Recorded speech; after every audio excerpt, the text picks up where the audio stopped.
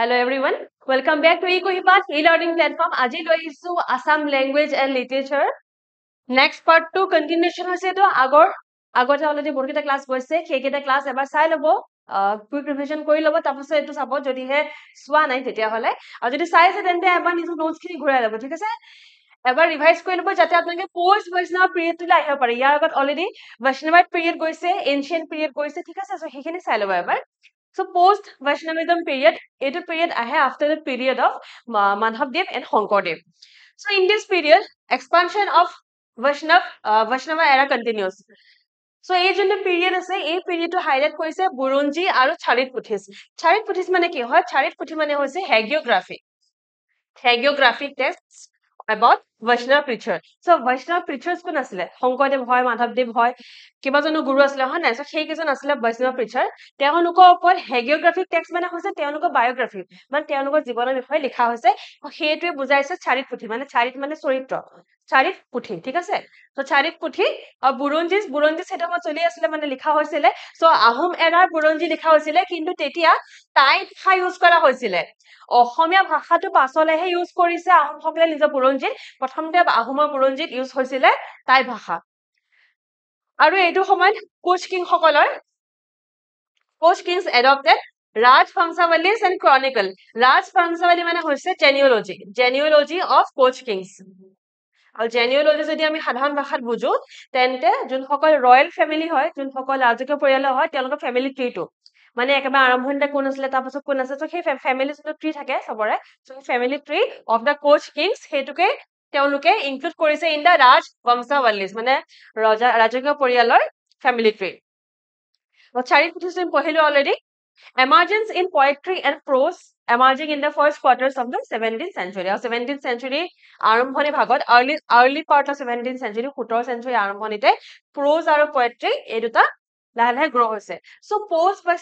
Vaishnavism period বহুত বেছি কোনো ডাঙৰ ডিটেইলছ কোনো ইম্পৰ্টেন্ট তথ্য তেনেকে আমি আছে বুলি দেখা পোৱা নাই। তো যিমানখিনি এতিয়ালৈকে আমি পাইছো তাৰ ভিতৰতে যোনখিনি প্ৰিলিমছৰ কাৰণে ইম্পৰ্টেন্ট সেইখিনি এইটো হয় যে ৰাজ বংশাৱলীজ আৰু ক্ৰনিকলছ লিখা হৈছে কোচ ৰজাসকলৰ। বুৰঞ্জী আৰু চাৰিত পুথি এইটো সময়তে লিখা ষ্টাৰ্ট কৰা হৈছে। Now আহিম to the most important era of Assamese literature, the modern era of Assamese literature, অসমীয়া সাহিত্যৰ মডাৰ্ণ যুগটো। Commenced with British rule in Assam. So আৰম্ভ কেতিয়া হৈছিলে যেতিয়া ব্ৰিটিছ ভাৰতলৈ আহিছে সেইটো সময়ৰ পৰা আৰম্ভ হৈছে, মানে ব্ৰিটিছে যেতিয়া অসমলৈ আহিছে, ভাৰতলৈ নহয় সৰি অসমলৈ আহিছে। আৰু অসমলৈ আহি আমাৰ গহিনা সিংহৰ লগত ট্ৰিটি কৰিছিলে, পাছলে আমাক একোয়াৰ কৰিছিলে অসমক 1828 হয়নে? So 1828 সময়ছোৱাতে কোৱা নাই, যেতিয়া তেওঁলোক আহিছিলে অসমলৈ আহোঁতে যেতিয়া তেওঁলোকে ট্ৰিটি কৰিছিলে বা ইয়াৰ মানুহসকলে লগ পাইছিলে সেইটো সময়ৰ পৰা বুজা গৈছে, ঠিক আছে? পাছলে কিন্তু ইম্পেক্ট বাঢ়ি যায়, পাছলে মানে 1828 পাছত বা 1830 পাছতহে আমি বেছিকে কাম দেখা পাওঁ যে ব্ৰিটিছ মিছনাৰীসকল আহিছিলে, ব্ৰিটিছ মিছনাৰী নহয় আমেৰিকান মিছনাৰীসকল আহিছিলে, তেওঁলোকে আহি যি কাম কৰিছিলে বেছিভাগ কাম 1830 পাছতে হৈছে। তেওঁলোকৰ অহা সময়টো 1836 হয়। So আমাৰ যোনটো মডাৰ্ণ এৰা অফ আছামিজ লিটাৰেচাৰ হয়, অসমীয়া সাহিত্যৰ যোনটো মডাৰ্ণ এৰা হয় সেইটো বেছিকে এফেক্ট কৰিছে by internal conflict, by Burmese attacks, by natural disasters and British annexation. So' কি কাৰণত মানে যোনখিনি এইটো সময়ত লেখা মেলা আছে সেই লেখা মেলাখিনি কেনেকুৱা ধৰণৰ ঘটনাই ইম্পেক্ট পেলাইছে সেই ঘটনাবিলাক ইয়াত দিয়া আছে। বিশেষকে বাৰ্মিজ এটেক আৰু ব্ৰিটিছ এনেক্সেশ্যনে বহুতখিনিলৈকে ইম্পেক্ট পেলাবলৈ সক্ষম হৈছিলে। American Baptist missionaries arrived in 1836. American Baptist missionaries আহিছিলে 1836 learning Assamese literature to spread religion. So তেওঁলোকে actually অসমীয়া ভাষা অসমীয়া সাহিত্য শিকি লৈছে যাতে তেওঁলোকে নিজৰ যোনটো ধৰ্ম আছে খ্ৰীষ্টিয়ানিটি যাতে তেওঁলোকে স্প্ৰেড কৰিব পাৰে, যাতে সেইটো মানুহসকলৰ মাজত লৈ আনিব পাৰে। Missionaries led in re-establishing Assamese language involving educated Assamese people. তো এইটো সকলে গম পাই নিশ্চয় যে আমেৰিকান মিছনাৰীজ সকলে অসমীয়া সাহিত্য অসমীয়া ভাষাটো বহুতখিনিলৈকে আগবঢ়াই নিছিলে আৰু তাৰ কাৰণে তেওঁলোকে যোনখিনি শিক্ষিত অসমীয়া লোক আছে তেওঁলোকৰো সহায় লৈছিলে। So তেওঁলোকে যি কাম কৰিছিলে সেইখিনি পঢ়িমেই। তাকে বাদ দি আমাৰ যোনটো মডাৰ্ণ এৰা আছে, যোনটো মডাৰ্ণ পিৰিয়ড হয় ন আমাৰ যোনটো পঢ়ি আছো আমি এতিয়া, এই মডাৰ্ণ এৰাটো এই চাৰিটা ভাগত ভাগ কৰা হয়। প্ৰথম ভাগটো হৈছে মিছনাৰী লিটাৰেচাৰ। সো আমি আজি ক্লাছত আমি অকল মিছনাৰী লিটাৰেচাৰহে পঢ়িম, ঠিক আছে? Period of missionary literature 36 to 70। তাৰ পাছত আহে হেমচন্দ্ৰ বৰুৱা আৰু গুণাভিৰাম বৰুৱা যুগ। হেমচন্দ্ৰ বৰুৱা এণ্ড গুণাভিৰাম বৰুৱা যুগ বুলি কোৱা হয় এইটো। তাৰপিছত আহে চবতছে ইম্পৰ্টেণ্ট জোনাকী যুগ এইটো সকলোতকৈ বেছি ইম্পৰ্টেণ্ট ইয়াৰ লগত কুৱেশ্যন প্ৰায় আহে দেন আহে প্ৰেজেন্ট ডে পিৰিয়ড প্ৰেজেন্ট ডেত একচুৱেলি কি পঢ়ো আমি অসমীয়া সাহিত্য বঁটা কোনে পাইছে কি লিখিছিলে তেওঁ চ' সেইবিলাক আমি পঢ়ো যোনখিনি নিউজত থাকে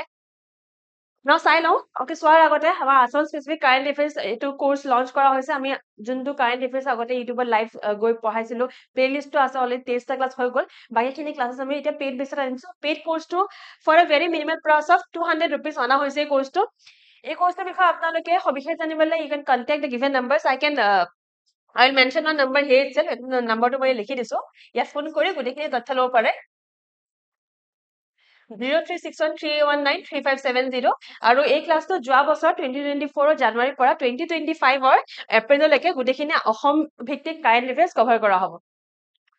পিৰিয়ড অফ মিছনাৰী লিটাৰেচাৰ আজি আমি এইটো পিৰিয়ডে পঢ়িম ঠিক আছে চাৰিটা পিৰিয়ড আছিলে ন মিছনাৰী লিটাৰেচাৰ পিৰিয়ড আছিলে গুণাভিৰাম বৰুৱা হেমচন্দ্ৰ বৰুৱা পিৰিয়ড আছে তাৰপিছত আছে আপোনালোকৰ জোনাকী যুগ তাৰ পাছত আছে একদম প্ৰেজেন্ট টাইমটো চ' আজি আমি এইটো পিৰিয়ড পঢ়িম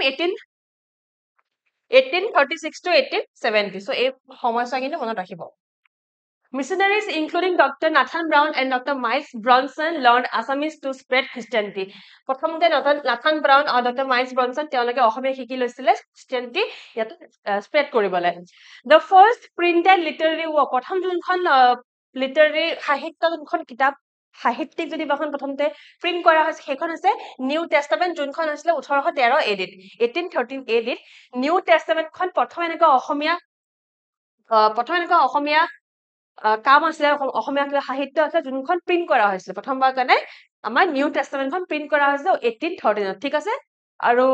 কিহত লিখিছে ভাষাটো কিন্তু ইম্পৰ্টেণ্ট অসমীয়া তেওঁলোকে ইয়াত বেলেগ লেংগুৱেজ ইউজ কৰা নাই তো ফাৰ্ষ্ট প্ৰিণ্টেড লিটাৰেৰী বুক হৈছে new testament first Assamese journal and news paper Orunodoi বিষয়টো আই থিংক এভৰিৱান ন'জ যোনে চাই আছে ক্লাছটো মই জানো যে মই চিয়ৰ যে সকলোৱে অৰুণোদয় কথা শুনিছে হয় নাই চ' অৰুণোদয় হৈছে আমাৰ প্ৰথম অসমীয়া জাৰ্নেল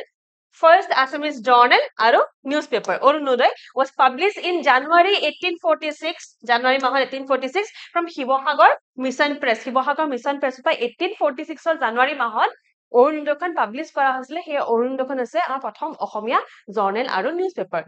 ফাউণ্ডাৰ এডিটৰ আছিলে নাথান ব্ৰাউন ফাউণ্ডাৰ এডিটৰ মানে তেওঁক কোৱা হয় যোনজনে প্ৰথমবাৰৰ কাৰণে এডিটিং কৰে ফাউণ্ডাৰ এডিটৰ আৰু পাবলিশ্বাৰ আছিলে অতি কাট্টাৰ যোনজন লাষ্ট এডিটৰ হয় অফ অৰুণোদয় তেওঁৰ নামটো হৈছে এ কে গাৰ্ণী হৈছে অৰুণোদয় শেষজন editor The first printed lexicographic word in Assamese is attributed to Dr. Miles Bronson. প্ৰথমবাৰৰ কাৰণে এখন ডিকচনেৰী লিখা হৈছিলে miles Bronson again American Baptist missionary হৈ তেখেতে কম্পাইল কৰি উলিয়াইছিলে নামটো মনত ৰাখিব A dictionary in Assamese and English. A dictionary in Assamese and English তেখেতে এখন কম্পাইল কৰি উলিয়াইছিলে কোনে উলিয়াইছিলে মাইলছ ব্ৰনছন চ' ফাৰ্ষ্ট প্ৰথমবাৰৰ কাৰণে এখন ডিকচনেৰী প্ৰিণ্ট হৈ ওলাই আহিছে লেক্সিকোগ্ৰাফিক ৱৰ্ক আৰু ইয়াৰ এই ডিকচনেৰীখনৰ যোনটো টাইমলাইন সেই টাইমলাইনটো জেগাত 1864 বুলিও আছে কিছু জেগাত 1869 বুলিও আছে চ' এই একজেক্ট টাইমটো ক'বলৈ অকমান ইছ্যু হৈছে ক'তো ভালকে নাই চ' মেনশ্যন কৰি দিছো এইটো সময়ৰ ভিতৰত থাকিব কিছু জেগাত 1869 আছে জেগা এইটো আছে বেছি জেগা কিন্তু এইটো মেনশ্যন হে আছে ঠিক আছে চ' আ dictionary in Assamese and English এইখনে হৈছে প্ৰথম প্ৰিণ্টেড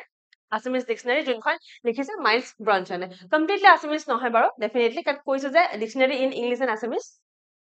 কিন্তু এইখন যদিও প্ৰিণ্ট হ'ল ইয়াৰ আগতে আৰু এখন ডিকচনেৰী লিখিছিলে সেইখন কিন্তু প্ৰিণ্ট নহল এইখন যে লিখিছে মাইলছ ব্ৰনছনে যে লিখিছে dictionary in Assamese and English এইখন হৈছে আমাৰ অসমীয়াৰ first publish Assamese dictionary Asomiya dictionary in English and Assamese and English চ' ইয়াত বেছিভাগ অসমীয়াই আছে কিন্তু দুটা এটা কথা ধৰক এতিয়া ট্ৰি ৱৰ্ডটো ধৰক ট্ৰি বুলিও আছে ব্ৰেকেটত গছ বুলিও লিখা আছে তো ইংৰাজী অসমীয়া দুটাই আছে কিন্তু অসমীয়াটো আছে ঠিক আছে তেনেকে ধৰণে আছে আৰু এইখন হৈছে আমাৰ অসমীয়া প্ৰথমখন ডিকচনেৰী যোনখন পাব্লিছ হৈ ওলাইছে যোনখন বজাৰত আহিছে প্ৰিণ্ট কৰিছে বজাৰত আহিছে মানুহে কিনিছে কিন্তু তাৰ আগতে আৰু এখন ডিকচনেৰী কম্পাইল কৰা হৈছিলে যদুৰাম বৰুৱাই কৰিছিলে Jaduram Baruah compiled a dictionary earlier but it was not published compile কৰিছিলে তেওঁ এখন লিখিছিলে কিন্তু এখন পাব্লিছ কৰা নহল কোনে লিখিছিলে যদুৰাম বৰুৱাই লিখিছিলে নিধিৰাম ফাৰৱেল তেওঁ আচল নামটো আছিলে Nidhiram Keot the first Assamese to convert into Christianity was baptized by Miles Bronson in 1841 Nidhiram Keot যোন নেকি বেপটাইজ হৈ খ্ৰীষ্টিয়ানিটি গ্ৰহণ কৰিলে তেওঁৰ নামটো হৈ গ'ল নিধিৰাম খাৰৱাল তেওঁ অৰুণোদয়ত কিন্তু বহুতখিনি আৰ্টিকেলছ লিখিছিলে he publish a number of articles and poem in Orunodoi he মানে ইয়াত নিধিৰাম কেওট বা নিধিৰাম খাৰৱালৰ কথা কৈছে আনন্দৰাম ঢেকিয়াল ফুকন এইটো সময় এজন বহুত ইম্পৰ্টেণ্ট লেখক হয় most prominent in the Orunodoi era ha Orunodoi era most prominent writer হয় আমাৰ Anandaram Dhekial Phukan he was compared to the great Raja Ram Mohan Roy by Colonel Hopkins আমাৰ অসমৰ আনন্দৰাম ঢেকিয়াল ফুকনক ৰাজা ৰামমোহন ৰয়ৰ লগত কম্পেয়াৰ কৰিছে যে সিমান এজন ডাঙৰ মানুহ হয় He published a few works in Assamese, so তেওঁ publish কেইবাখনো কৰিছিলে প্ৰথমখন হৈছে এখন নম্বৰ 1 ঠিক আছে নম্বৰ 1 খন হৈছে few remarks on Assamese language number 2 খন হৈছে ইংলেণ্ডৰ বিৱৰণ নম্বৰ 3 খন হৈছে অসমীয়া লৰাৰ মিত্ৰ So আনন্দৰাম ঢেকিয়াল ফুকনে কি লিখিছিলে এটা ইম্পৰ্টেন্ট হয়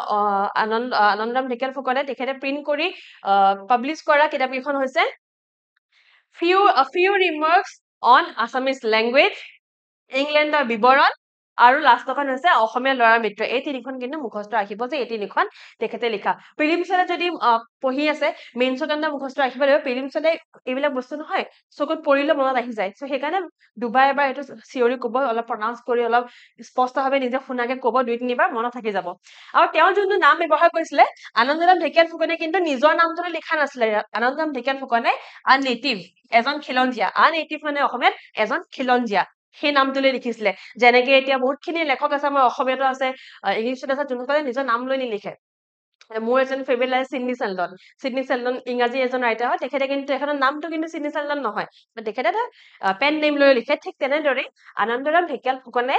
কিতাপখিনি লিখোতে কিতাপখনৰ নামটো কি ৰাখে আ নেটিভ যোনটো আমি অসমীয়াত কওঁ এজন খিলঞ্জীয়া আৰু এইটো সময়ৰ ইম্পৰ্টেন্ট ওয়াৰ্কস আছে আমি অলৰেডি পঢ়িলো যে এইখিনি সময়ত কি ইম্পৰ্টেন্ট কিতাপ লিখিছে তিনিখন আমি পঢ়িলো তিনিখন আছে ফৰ আনন্দৰাম ঢেকিয়াল ফুকন তাকে বাদ দি মাইলছ ব্ৰনছনে এখন ডিকশনাৰী লিখিছিলে আৰু যাদুৰাম বৰুৱা এখন লিখিছিল যোনখন আমি নাম নাজানো কিন্তু প্ৰিন্ট কৰা নহল অৰুণোদয়ৰ কথা পঢ়িলো আৰু নিউ টেষ্টামেণ্টৰ বিষয়ে পঢ়িলো ঠিক আছে সো এইখিনি পঢ়িলো এইখিনি বাদ দি আৰু কিছুমান সাহিত্যিক কাম এইটো সময়ত কৰা হৈছিলে এইখিনি ইম্পৰ্টেন্ট হয় এবাৰ চাই যাও পাৰিলে এইখিনি মনত ৰাখি লব 1839 লিখা হৈছিলে গ্ৰামাৰ অফ আছামিজ ল্যাঙ্গুৱেজ 1844 লিখা আছে আহোম বুৰঞ্জী 1814 লিখা হৈছে অসমীয়া শব্দাৱলী আৰু খণ্ড বাক্য আৰু ইয়াত গ্যাপ থাকিব লাগে আৰু খণ্ড বাক্য দেন বেলিমা বুৰঞ্জী আছামিজ ডিকশনাৰী বুৰঞ্জী বিবেক ৰত্ন এইখিনি লিখা হৈছিলে এইটো সময়ত কোনে লিখিছিলে কেতিয়া লিখিছে সেইটো দিয়া আছে ইয়াত কোনটো সময়ত লিখিছে টাইমলাইনটো দিয়া আছে বুৰঞ্জী বিবেক ৰত্ন 1838 আছামিজ ডিকশনাৰী 1833-38 বেলিমা বুৰঞ্জী লিখা আছে 1833-38 একেটা টাইমলাইন হয় দুটা দেন অসমীয়া শব্দাৱলী আৰু খণ্ড বাক্য লিখা আছে 1840 অহোম বুৰঞ্জী 1844 আৰু গ্ৰামাৰ অফ আছামিজ ল্যাঙ্গুৱেজ 1839 ইয়াকে বাদ দি এই কিতাপ কোনখন কিতাপ কোনে লিখিছে লেখক কোন হয় এই কিতাপখনৰ সেইটো ক'ত জানিব গম পাইনে ক্লাছৰ শেষত যেতিয়া আপোনালোকৰ অসমীয়া ভাষা আৰু সাহিত্যৰ যোনটো সিৰিজ চলি আছে আমাৰ শৰ্ট সিৰিজটো যোনদিনা শেষ হ'ব শেষত মই এটা এমসিকিউ ক্লাছ আনিম যোনটো অকল এমসিকিউ প্ৰেক্টিছ কৰিম তাতে মই আনিম ঠিক আছে সো যোনে জানে তাতে আমি প্ৰেক্টিছ কৰিম যদি নাজানো তেন্তে তাতে শিকি ল'ব ঠিক আছে ক্লাছটো শেষ কৰিছো শেষ কৰাৰ আগতে আমাৰ যোনটো এমসিকিউ বেস কোৰ্স লঞ্চ হৈছে নতুনকে এটা ৰিভিজন বেস কোৰ্স হয় ৰিভিজন বেস এটা course of APS-C upcoming prelims আৰু প্ৰাইসটো হৈছে 3000 rupees আমি অলৰেডি তিনটা ক্লাছ ইউটিউবত শেয়াৰ কৰিলো আজি 4 নম্বৰ ক্লাছটো যাব আৰু এটা ক্লাছ যাব তাৰছত আমি